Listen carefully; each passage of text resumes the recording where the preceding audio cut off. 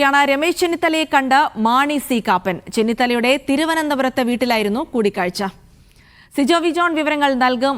Sijo, Mani C Kappan ഈ അവസരത്തിൽ ചെന്നിത്തലയുമായി കൂടിക്കാഴ്ച നടത്തിയതിന്റെ രാഷ്ട്രീയ പ്രാധാന്യം എന്താണ്?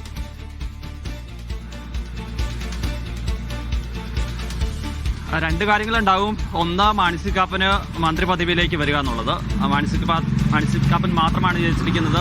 അങ്ങനെ ആ പാർട്ടിയിൽ നിന്ന് മറ്റേ ലീഗാണെങ്കിലും അല്ലെങ്കിൽ കേരള കോൺഗ്രസ് ഒക്കെ ആണെങ്കിലും ഒന്നിലധികം ആളുകളുണ്ട്. അപ്പോൾ അതുകൊണ്ട് മന്ത്രിസ്ഥാനത്തേക്കൊക്കെ ഒരു അവകാശവാദം ഉന്നയിക്കുക എന്നുള്ളതുണ്ടാവും. രണ്ടാമത്തെ കാര്യം എന്ന് പറയുന്നത്, ഇപ്പോൾ മുഖ്യമന്ത്രി ചർച്ചയുടെ പശ്ചാത്തലത്തിൽ കൂടിയുണ്ട്. എന്തായാലും ഒരു പരസ്യ പിന്തുണ ഇതുവരെയും രമേശ് ചെന്നിത്തലയ്ക്കോ അല്ലെങ്കിൽ വി ഡി സതീശനോ ഒന്നും മാണി സി കാപ്പൻ നൽകിയിട്ടില്ല, അല്ലെങ്കിൽ കെ സി വേണുഗോപാൽ നൽകിയിട്ടില്ല. ഹൈക്കമാൻഡ് എന്ത് തീരുമാനം വേണമെങ്കിലും എടുക്കട്ടെ എന്നുള്ളൊരു കാര്യമാണ്. അപ്പോൾ തങ്ങൾ ഒപ്പമുണ്ട് എന്നുള്ളൊരു കാര്യം നേതാക്കളെ കണ്ട് ഉറപ്പിക്കുക എന്നുള്ള കാര്യം കൂടി മാണി സി കാപ്പനിൽ നിന്ന് ഈ കൂടിക്കാഴ്ചയിൽ ഉദ്ദേശിക്കാം എന്നുള്ളതാണ്. എന്തായാലും ഇതിനുശേഷം അദ്ദേഹം മാധ്യമങ്ങളോട് സംസാരിക്കാൻ തയ്യാറായില്ല, ഒന്നും പ്രതികരിക്കാനില്ല എന്ന് പറഞ്ഞ് മടങ്ങുകയാണ് ചെയ്തിരിക്കുന്നത്. എന്തായാലും ഈ മുഖ്യമന്ത്രി ചർച്ചയോ വിവാദങ്ങളിലേക്കൊന്നും തൽക്കാലം ചെന്നപ്പെടേണ്ട എന്നുള്ള തീരുമാനം തന്നെയാണ് മാണി സി കാപ്പനുള്ളത്. അതുകൊണ്ടാണ് അദ്ദേഹം പ്രതികരിക്കാതെ മടങ്ങുകയും ചെയ്തിട്ടുള്ളത്.